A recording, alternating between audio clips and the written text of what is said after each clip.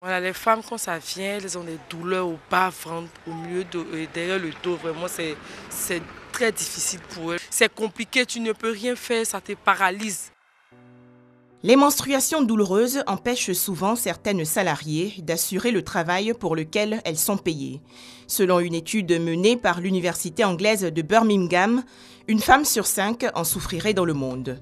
Généralement, dans cette situation, elles ne peuvent se déplacer et doivent prendre des calmants pour amoindrir les douleurs et les supporter. C'est pour créer un environnement de travail plus favorable aux femmes salariées souffrant de menstrues douloureuses que certains pays leur donnent la possibilité de prendre des congés payés. Par exemple, la Zambie, pays d'Afrique australe, autorise depuis 2015 les femmes employées du privé et du public à prendre un jour de congé par mois pendant leurs règles. Plus loin en Europe, les députés italiens réfléchissent actuellement sur un congé menstruel un peu plus long, 3 jours d'affilée. Mais un tel projet de loi peut-il être envisagé en Côte d'Ivoire? Aujourd'hui, la Côte d'Ivoire se penche beaucoup sur le problème des femmes et sur le développement de la femme. Je pense que ce débat va avoir lieu à l'Assemblée nationale de Côte d'Ivoire dans notre législature 2016-2020.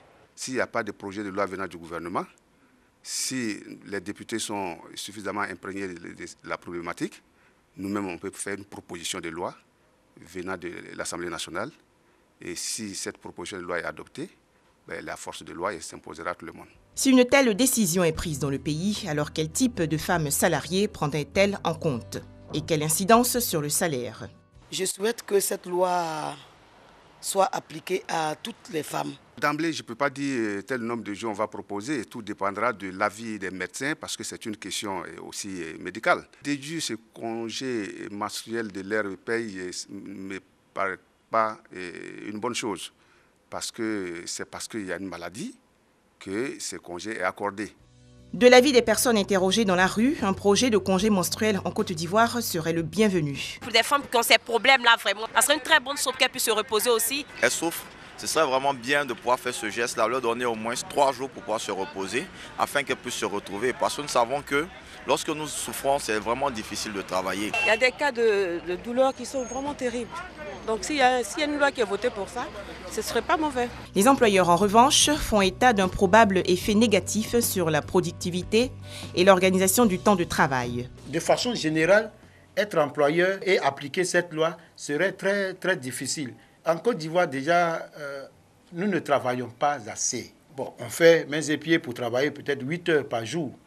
Mais Dieu seul sait combien d'heures exactement que nous travaillons.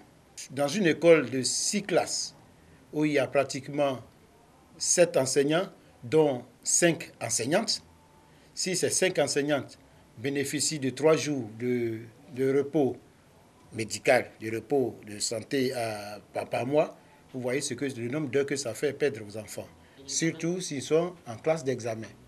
À noter que dans la foulée de la Zambie, 4 pays d'Asie ont adopté le congé menstruel. Au Japon, une loi similaire remonte à 1947. L'Indonésie a également inscrit ce type de pratique dans son code de travail en 1948.